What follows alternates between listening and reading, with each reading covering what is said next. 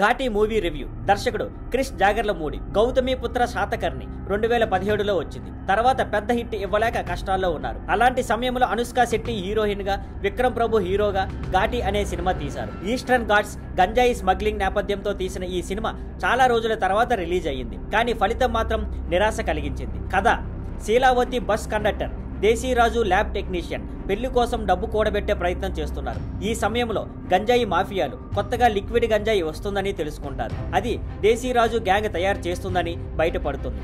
ఎందుకు దేశీరాజు శీలావతి ఇలా మారారు, ఘాటీలతో సంబంధం ఏమిటి అనేది కథ. పెర్ఫార్మెన్స్లు: అనుష్క ఈసారి బలహీనంగా నటించింది. ఎప్పటిలా ఫైరీ యాక్టింగ్ కనబడలేదు. విక్రమ్ ప్రభు తెలుగులో డెబ్యూ చేశాడు, కానీ పెద్దగా ఇంప్రెస్ చేయలేదు. చైతన్యరావు కొంతవరకు బాగానే చేశాడు. జగపతి బాబు, జిస్సు సేమ్ గుప్తా, మిగతా నటులు ఆసక్తి లేకుండా నటించినట్టే కనిపించారు. టెక్నికల్ గా మ్యూజిక్, బ్యాక్గ్రౌండ్ స్కోర్ పూర్తిగా ఫ్లాప్. ఎడిటింగ్, విజువల్స్ బలహీనంగా ఉన్నాయి. సినిమాటోగ్రఫీ మాత్రం బాగుంది. ఈస్టర్న్ ఘాట్స్ అందాలు బాగా చూపించారు.